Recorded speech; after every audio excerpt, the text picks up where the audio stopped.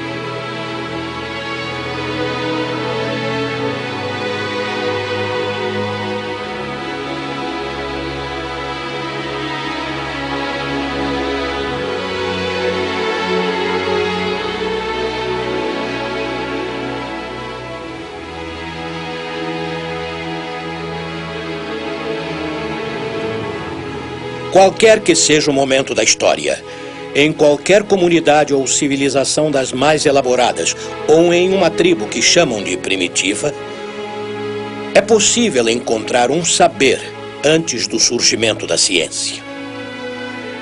Há quase sempre números, formas, classificações de animais e médicos.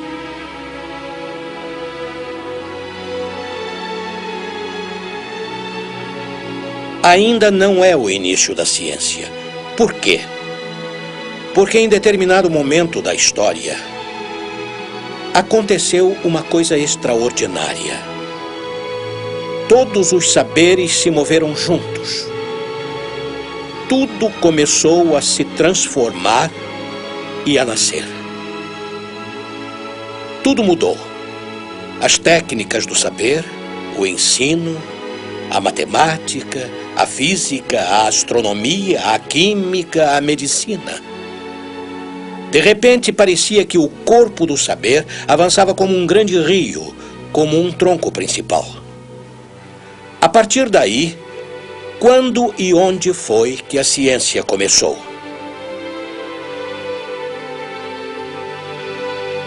Dizem que ela começou na China, Índia, Babilônia, no Egito. Mas em todos esses países e naqueles tempos, este grande movimento não ocorreu por completo. Só que no século V e VI a.C., nos países em que se falava grego, este enorme movimento aconteceu. E desde que este grande movimento começou, nós nos referimos a ele como a nossa nascente, como se ainda fôssemos crianças gregas.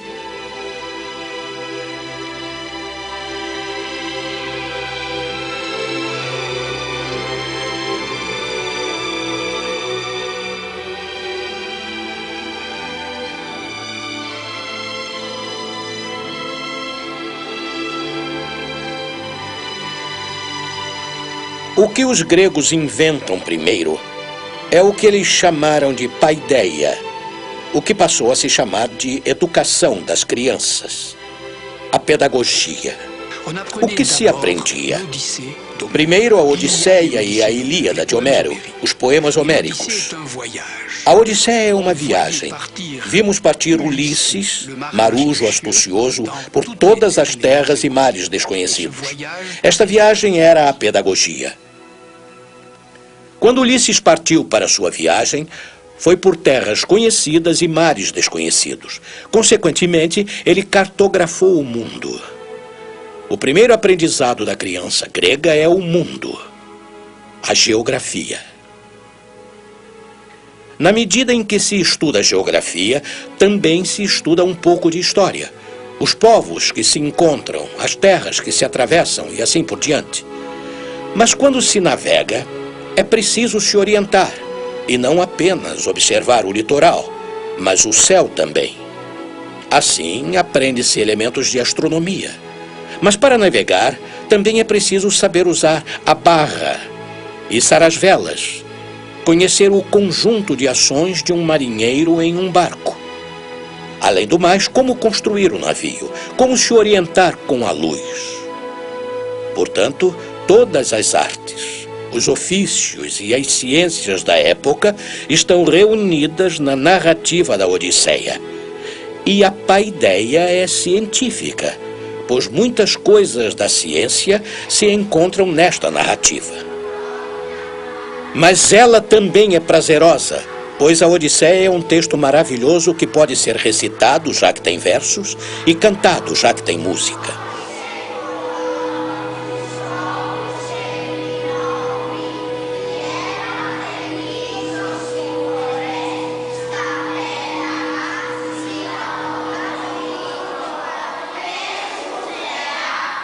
A ciência grega conheceu escolas.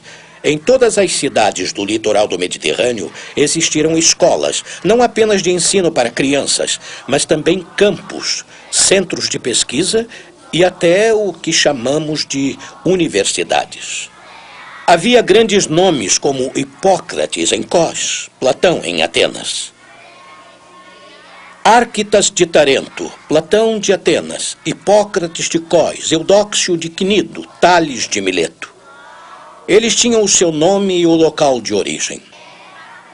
Todos estes filósofos têm uma característica extraordinária. Eles não ficam em Mileto, em Cós ou Atenas. Eles viajam. Por exemplo, as viagens de Platão pela Sicília e a de Tales pelo Egito são conhecidas.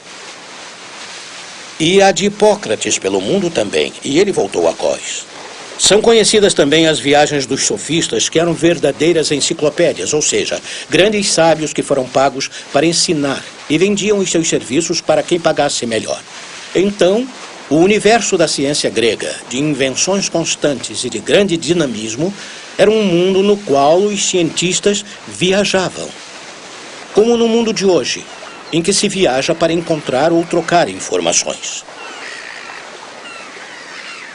A partir do século V ou VI a.C., os cientistas se agitam por todo o Mediterrâneo.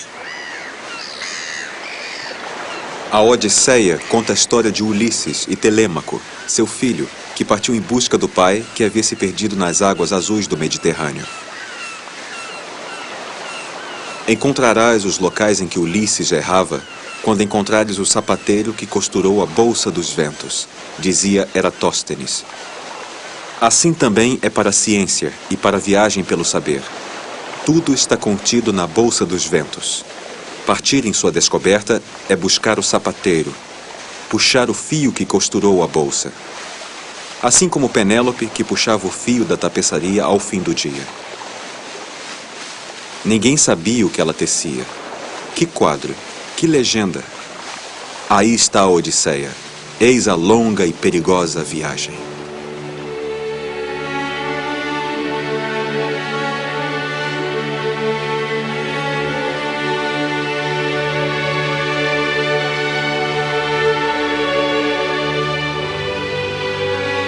Em um local muito pequeno, entre o litoral turco e algumas ilhas do Mediterrâneo, há 2 milênios, como um trovão, aconteceu uma invenção.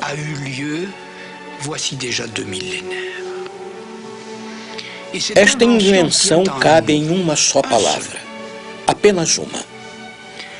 Hoje, quando queremos falar de alguma ciência, dizemos, por exemplo, biologia, bio, a ciência do vivo, ou cosmologia, cosmos, a ciência do mundo, ou topologia, topos, a ciência dos lugares. Mas em todos os casos dizemos logia, e logia quer dizer o discurso rigoroso. Em grego dizia-se logos. A todos os nomes acrescentamos logia para dizer que se trata de uma ciência. E esse logos, que queria dizer palavra ou discurso em grego, significa na ciência a relação de A sobre B. Melhor, a dupla relação de A sobre B é igual a C sobre D.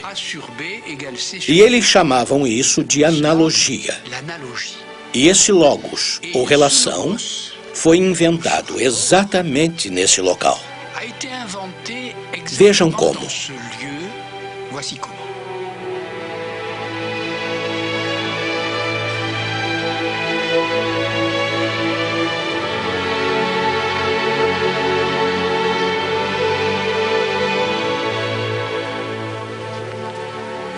Pegue a ilha de Samos, perto do litoral turco. Em Samos nasceu Pitágoras, e Pitágoras inventou a aritmética. E na aritmética, ele inventa justamente essa relação. 2 sobre 4 é igual a A sobre B, ou seja, 2 sobre 4 é igual a 8 sobre 16. Ele inventou a relação entre números inteiros. Portanto, números que cedo ou tarde passariam a se chamar fracionários, que por sua vez se chamariam racionais. Toda a teoria dos números vem daí. Do outro lado da ilha, no litoral turco, outro homem chamado Tales nasceu em Mileto. Ele inventou o famoso teorema de Tales, ou seja, dos triângulos equiláteros. Isso ainda é logos, já que a proporção de um lado em relação a outro lado é igual a de um lado x em relação a um lado y. Perto de Mileto há uma grande cidade que se chama Éfeso. Lá nasceu Heráclito. Heráclito era um físico. Foi o primeiro grande físico da história. Ele descreve os fenômenos do mundo, a evolução das coisas, a passagem do tempo, as aparências. E por trás das aparências, ele procura a causa das coisas. Esta causa se chama logos. O logos aritmético, o logos geométrico, o logos físico. Descendo um pouco mais pela costa turca, chega-se a um porto hoje destruído que se chamava Cnido, onde Eudóxio inventa novamente um logos, sendo este um pouco mais complicado e que vai gerar todo o discurso algébrico moderno. É o logos da álgebra. Voltemos à costa turca e vamos para as ilhas. Ao lado de Samos, há uma ilha chamada Patmos, onde bem depois da era grega, São João, o evangelista, escreveu essa extraordinária introdução de seu evangelho. No começo era o Logos. Para ele, este Logos ainda era a mesma relação que a era grega havia inventado, já que ele diz: Deus é para o seu filho o que seu filho é para o homem. Portanto, ele reforça a analogia e a igualdade das duas relações, em um espaço extremamente pequeno, que pode ser visitado em 2 dias em um barco à vela, entre o atual litoral turco e algumas ilhas dispersas ao longo deste litoral. Há 2 milênios, nascia o que nos tornou espíritos rigorosos, o Logos e a relação da língua grega. C'est-à-dire le logos et le rapport de langue grecque.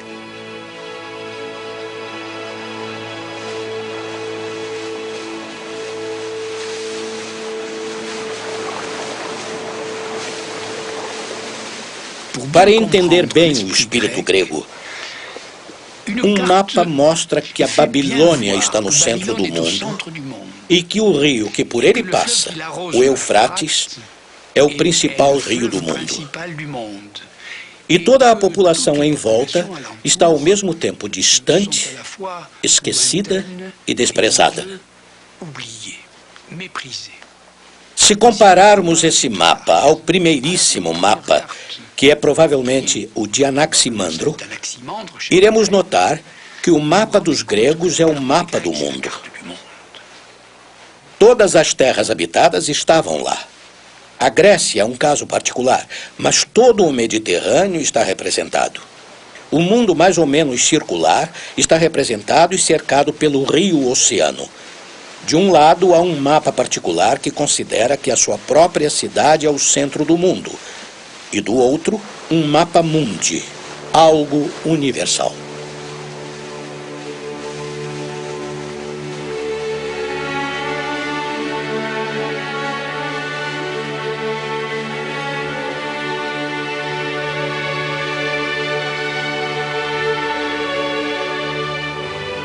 Musa, mostre-me o herói das 1000 façanhas, o inventivo que tanto errou, que sua astúcia o fez ensacar a Acrópole sagrada de Troade, que visitou as cidades e conheceu os costumes de tantos homens. Em seu coração, quantos tormentos do mar ele sentiu quando lutava por sua vida e pela volta de seus companheiros. Boreal, Tramontana, Apeliote, Eurus, Notus, Libonotus, Zéfiro, Quertios. Estes são os ventos que sopram pelo mundo. Eles são os 8 pontos cardeais.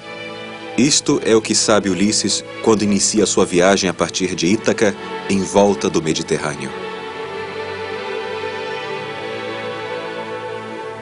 Ulisses é, sem dúvida, um explorador mitológico.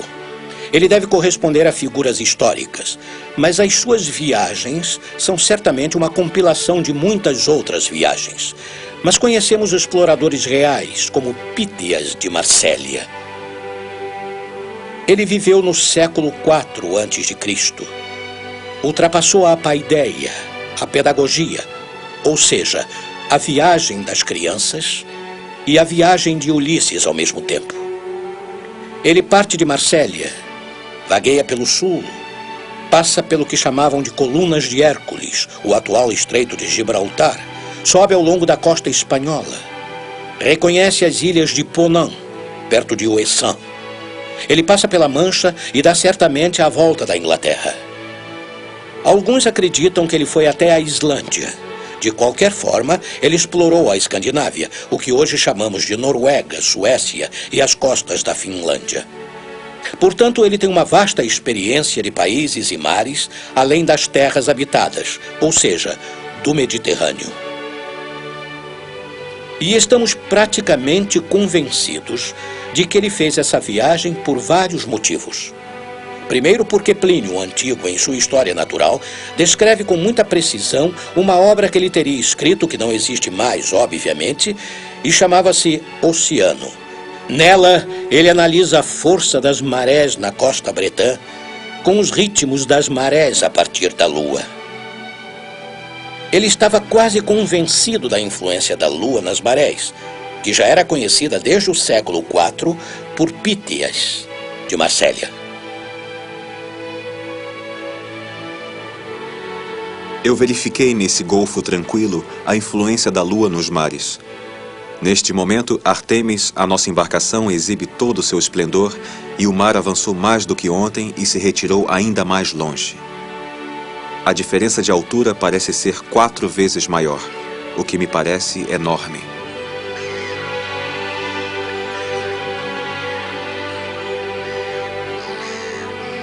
Por outro lado, também temos um testemunho dele sobre o encurtamento dos dias em função das estações. E o motivo que nos leva a crer que ele tenha ido tão longe é o fato de existir um texto dele onde Pítias teria dito que viu o sol nascer imediatamente após se pôr. Consequentemente, ele teria estado em latitudes muito elevadas durante o verão. E daquela época, só temos o seu testemunho a respeito do comprimento variável dos dias.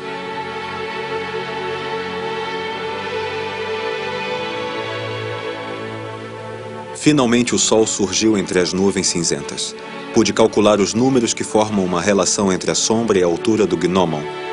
Estamos nos aproximando do solstício e o dia ainda é mais longo aqui do que em terras bretãs setentrionais. Foram mais de 19 voltas na ampulheta. Enquanto eu tentava explicar aos homens da terra que eu queria ir para Thule, esses bárbaros nos mostraram o local onde se encontra a Casa do Sol, onde o Sol tem o seu trono e o seu leito, pois é ali que ele se põe e é ali que ele nasce. Segundo outros historiadores, parece que ele também teria inventado a noção de latitude. Como foi inventada a latitude? Quando se olha para um quadrante solar, todo mundo pensa que ele dá as horas. Mas para os gregos, o quadrante solar não indicava as horas. Era um observatório astronômico que dava o comprimento da sombra no dia mais curto e o do dia mais longo. os solstícios de inverno e verão. Ele dava o comprimento da sombra no dia do equinócio. E quando se marca o ângulo formado pela haste do gnomon ou do quadrante solar, a extremidade do gnomon e o ponto da sombra do equinócio, obtém-se um ângulo que é exatamente o ângulo da latitude. E é esta observação que foi feita pela primeira vez por Pytheas de Marsella. Ele notou que este ângulo estaria na altura do local considerado.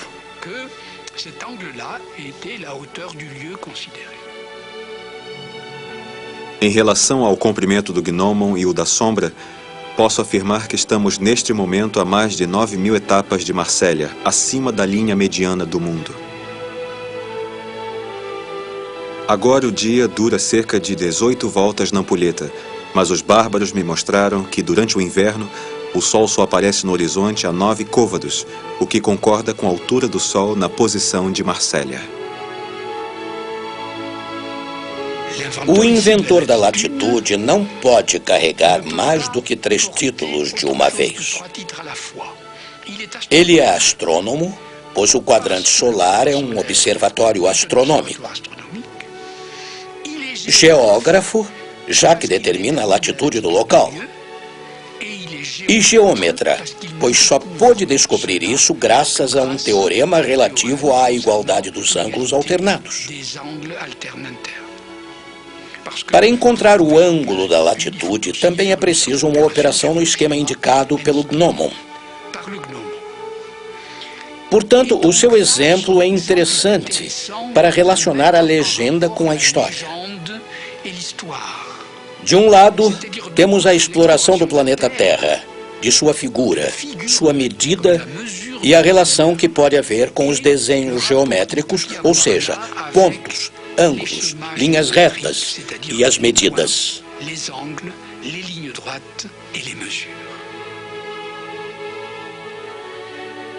O Artemis flutua no meio de algo desconhecido, que só posso chamar de pulmão do mar.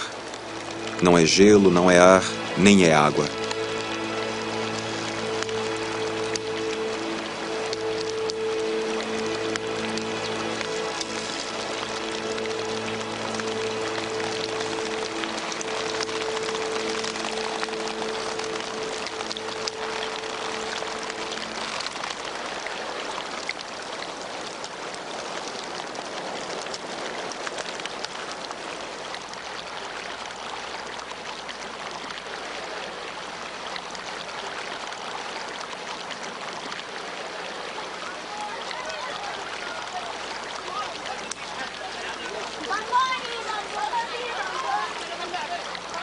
Heródoto conta em seu livro sobre o Egito que Sesostris, o faraó, um dia dividiu a terra entre os camponeses egípcios. Cada um tinha o seu lote e trabalhava o seu pedaço de terra. Ele avisa que durante os períodos de cheia do Nilo, quando as águas cobrem completamente os campos, podia acontecer que, ao se retirar ou chegar, as águas do Nilo arrancam uma parte deste campo. Há um desabamento do terreno e o camponês egípcio é lesado. Claro que a divisão das terras do faraó era uma partilha que garantia a subsistência e a propriedade de cada um. Mas, sobretudo, o faraó podia calcular a parte do imposto. Quando o camponês se via sem uma parte de seu terreno, ele ganhava menos dinheiro e queria pagar menos imposto. Então, diz Heródoto, o faraó mandava ao local um funcionário real que chamavam de Arpedonapte, palavra complicada que queria dizer o homem com a corda na mão. Era o geômetra, no sentido ainda usado hoje daquele que vem tirar as medidas no terreno. O Arpedonapte chegava ao local, media o pedaço de terra que faltava. A partir daí, deduzia o imposto que o camponês não iria pagar. Nesta história, temos ao mesmo tempo a divisão das terras e o desenho de cada campo: quadrado, retângulo, losango. Depois temos o desabamento do terreno, que tira uma parte da plantação do camponês, e a relação entre a superfície da terra e a avaliação do imposto. A partir desta história, Heródoto deduziu que foi provavelmente daí que nasceu a geometria. Metro quer dizer medir, e geo é a terra, portanto, medir a terra. Seria daí que veio a geometria abstrata? Eis a questão.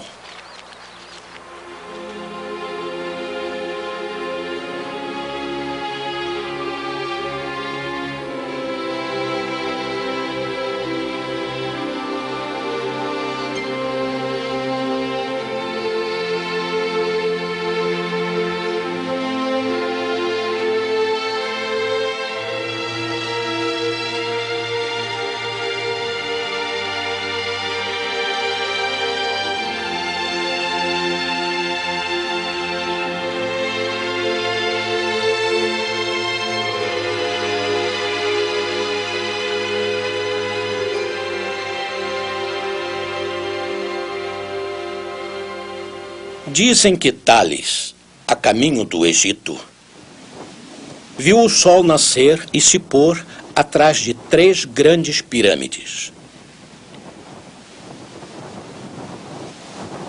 Medindo a sombra que estas pirâmides faziam diante do sol, ele relacionou esta sombra com a que seu corpo fazia na mesma hora.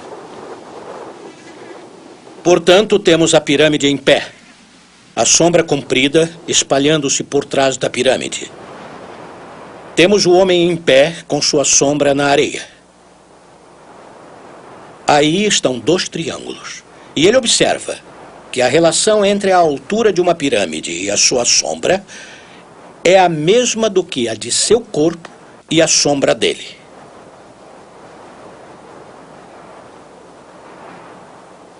Então, ele inventa o famoso teorema dos triângulos equiláteros.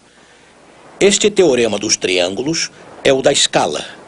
Ou seja, é possível representar um objeto que guarde a mesma forma e não tenha o mesmo tamanho?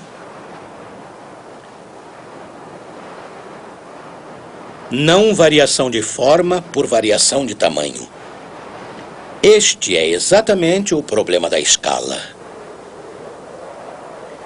Vemos que é possível, como foi para Pítias de Massélia, fazer uma relação entre a geografia, que traz a questão do mapa, da representação e da escala, e a geometria, que é a invenção do teorema dos triângulos equiláteros e provavelmente a invenção do primeiro de todos os teoremas, o da própria geometria.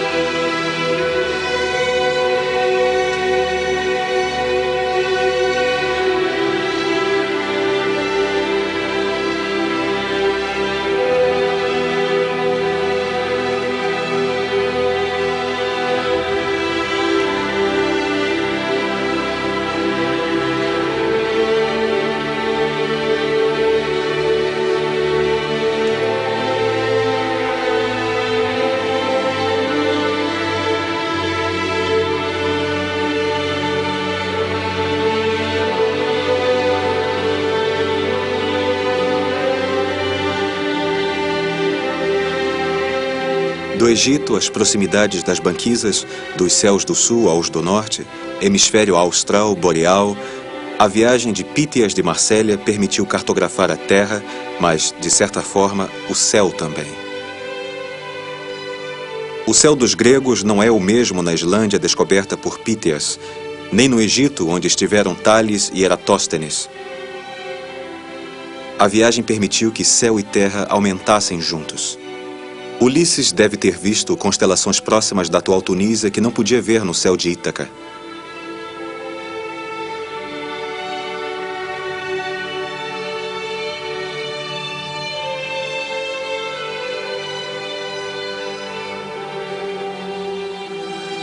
Para observar o céu é preciso um observatório. Os gregos não tinham. Não precisavam, já que tinham um eixo fixado no chão, um quadrante solar, um gnomon. Eis um eclipse da Lua. Vemos a sombra da Terra que vem lentamente esconder a Lua. Os gregos conheciam o tamanho da Terra medida por Eratóstenes. A sombra da Terra é de 3 a 4 vezes maior do que a Lua. Os gregos conheciam o tamanho da Lua.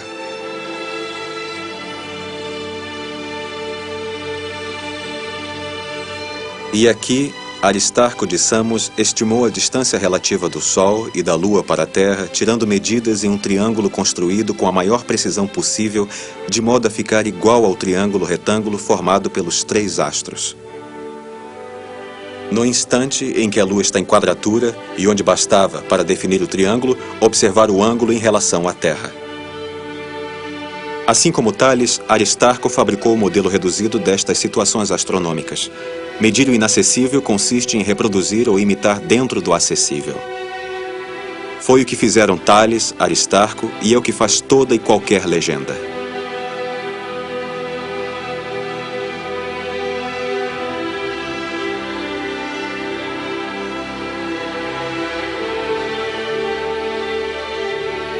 Algumas estrelas se movem no céu. É possível seguir as suas trajetórias, sobretudo uma delas que parece estar sempre indo e vindo. É o planeta Marte. Como explicar esse fato estranho? Há 2 esferas, uma na outra. A primeira contém estrelas fixas, a segunda, astros errantes, os planetas. Estas 2 esferas giram uma dentro da outra. É esse movimento que explica o mundo. Esse movimento combinado produz uma curva. Eudóxio a chamou de hipópede. Não são esferas que sustentam os astros. Hoje sabemos disso. É uma força, a da gravidade universal. Mas a explicação de Eudóxio tinha o mérito de oferecer um modelo.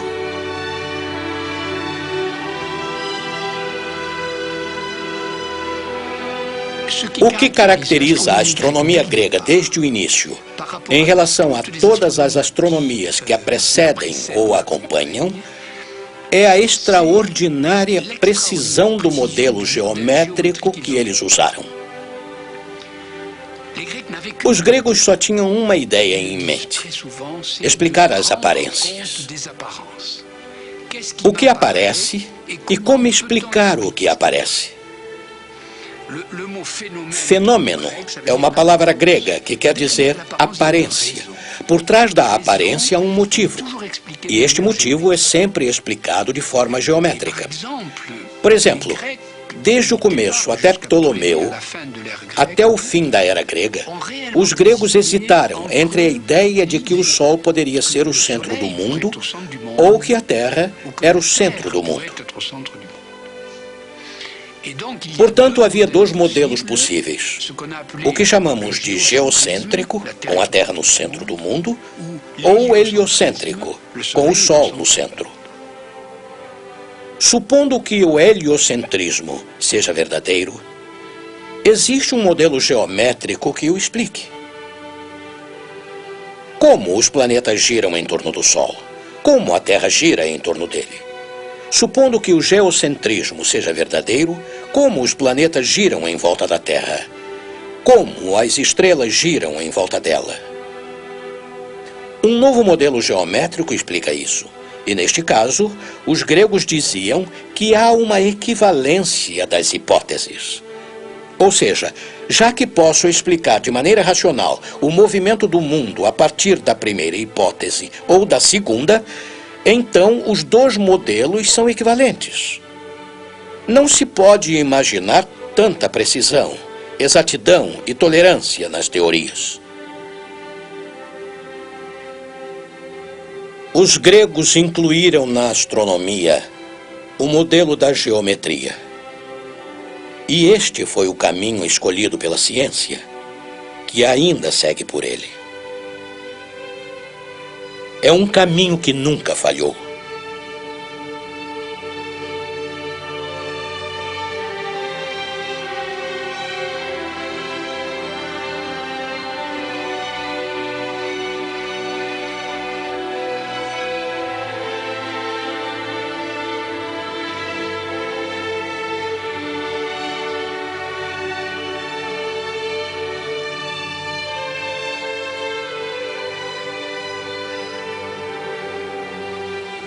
O que é apaixonante no caso da música é, em primeiro lugar, a aplicação da ideia de harmonia musical em toda a física e no mundo. Quando Platão escreveu o Timeu, que é o diálogo que relata a criação das coisas ou a fabricação do universo, a ideia de harmonia estava sempre presente, tanto para explicar a circulação dos astros e a forma do céu, quanto para explicar a própria mistura das coisas. Sempre existe uma ideia musical, isto é, a gama utilizada para mostrar a estrutura profunda das coisas. Por outro lado, uma das teorias para explicar a criação da matemática grega é exatamente a música. Conta-se que Pitágoras, voltando de um passeio, tinha ouvido o ferreiro trabalhando. Ele tinha ouvido o barulho do martelo na bigorna. Voltando para casa, a lenda diz que ele teria pendurado no teto cordas com pesos e teria buscado correspondências sonoras com o comprimento das cordas. E assim ele teria inventado o que chamamos de gama, isto é, a progressão das notas em função do tamanho das cordas. Talvez seja através da música que o milagre grego tenha se formado. E existe uma boa demonstração disso no momento em que Euclides, o maior escritor de língua grega para a matemática, redigiu uma obra que relata os problemas musicais e outra que relata a enciclopédia geométrica.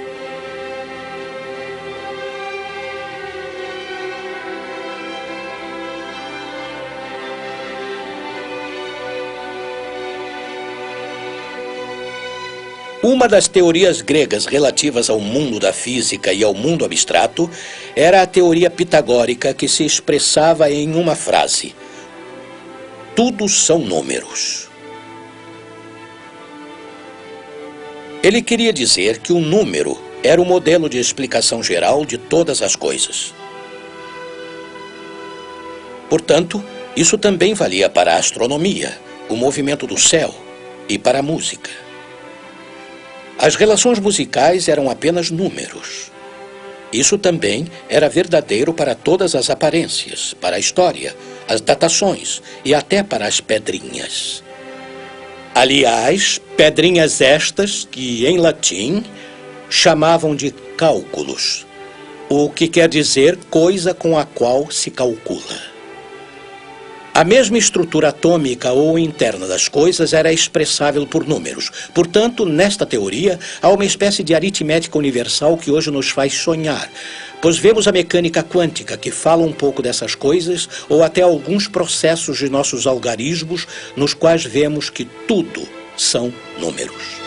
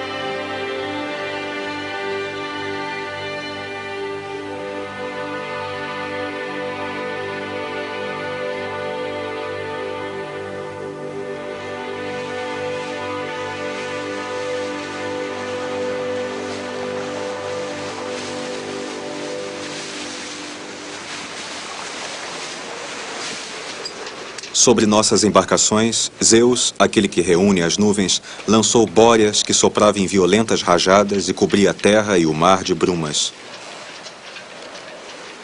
O céu escureceu. Nossas naus, cujas proas eram erguidas pelas ondas, iam à deriva e a violência dos ventos rasgava as velas em 3 ou 4 pedaços. Tivemos de descer as velas por medo de morrer e nos apressamos em grandes remadas para chegar à margem. Lá, durante 2 dias e 2 noites seguidas, ficamos estendidos na terra com o coração consumido pelo cansaço e a dor.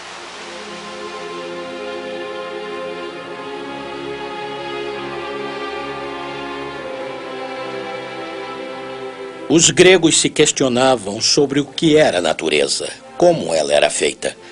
A grande descoberta dos gregos foi a ideia de que existe uma natureza, uma physis, isto é, uma física. A palavra física vem de physis, que quer dizer natureza. Existe uma natureza inerte e outra viva. É preciso explorar essa natureza quase como se fosse um objeto. Entende-se a explosão da ciência grega, pois esta natureza era independente dos deuses.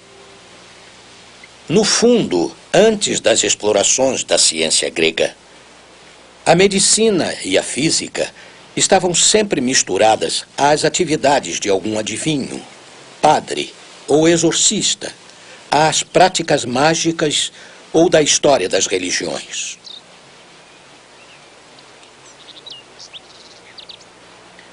Com os gregos, há um verdadeiro corte entre o mundo dos deuses, por um lado, e o mundo das ciências, por outro lado. E talvez seja uma das razões do milagre grego. Então, o Corpus, de Hipócrates, é um tratado perfeitamente objetivo sobre a clínica, as observações das doenças e sobre a cirurgia. Hipócrates escreveu um tratado sobre as luxações, outro sobre as entorses e outro sobre as fraturas. Ele não era só um excelente perito em observação e na prática, pois era um cirurgião, como era essencialmente um teórico. Ele procurou descobrir qual era a natureza dos seres vivos, a natureza da saúde e da doença. E é aí que surgem novamente os números e a harmonia, pois a teoria de Hipócrates é a dos humores. O humor é o sangue, a linfa, a bilis. Daí vem a teoria dos temperamentos. Pode-se ter um temperamento sanguíneo, bilioso ou linfático. A saúde e a doença vêm da harmonia ou da não harmonia entre os elementos destes humores. Elementos dessa mistura, desse temperamento. Não podemos esquecer que temperamento vem da palavra temperar, que quer dizer misturar. Dentro de nós, esses humores se misturam e podem chegar a uma harmonia ou não. Assim nasce a doença, a dor, o sofrimento, ou, ao contrário, a volta à saúde. O corpo pode ser assimilado a uma paisagem e comparável aos acontecimentos e fenômenos que se descrevem na Terra. Portanto, no corpo hipocrático, existem não apenas estudos práticos, como uma teoria geral do ser vivo, da saúde e da doença. E isso caracteriza perfeitamente a medicina grega e também a farmácia, pois Dioscórides, farmacêutico que corresponde ao que Hipócrates foi para a medicina, também tem uma teoria que supõe que este objeto que chamamos de physis, isto é, a natureza, pela primeira vez é independente dos deuses.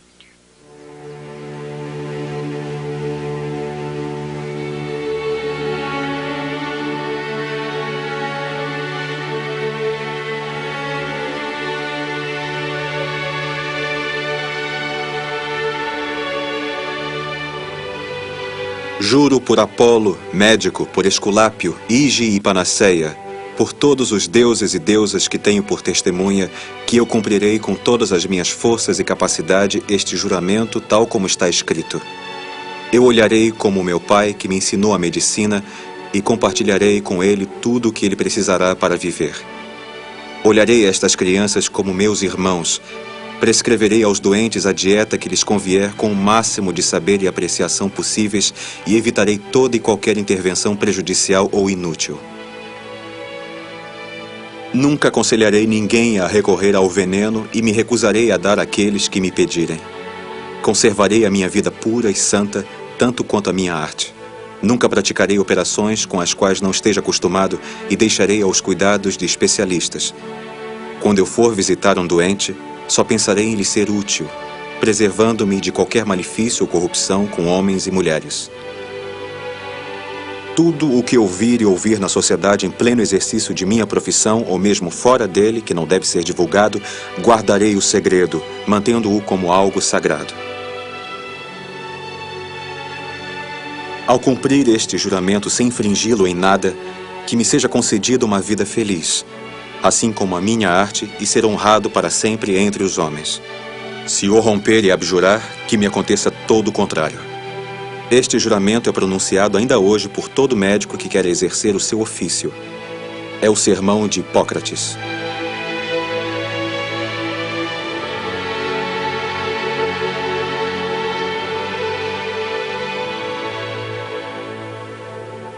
Aqui estamos no fim da viagem.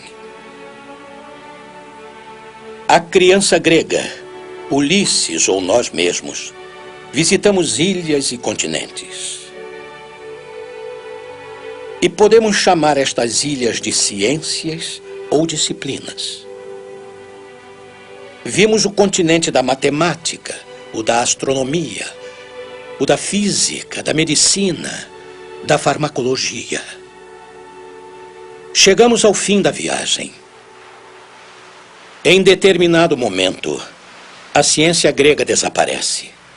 Ela nasceu, sabemos quando, onde, não sabemos bem como, mas sabemos que, em determinado momento, ela para, adormece e desaparece. Ela deixa de irrigar a terra grega, mas tudo que nasce em algum lugar reaparece em outro.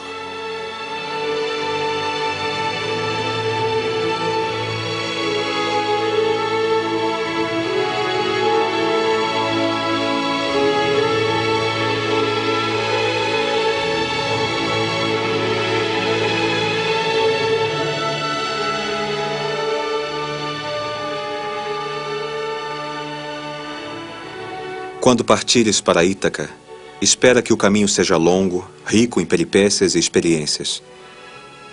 Não tenhas medo dos ciclopes nem da fúria de Netuno. Não verás nada igual em tua estrada se teus pensamentos permanecerem elevados, se teu corpo e tua alma se deixarem aflorar apenas por emoções sem baixezas. Tu não encontrarás nem ciclopes, nem o selvagem Netuno, se não os carregares dentro de ti, se teu coração não se erguer diante de ti.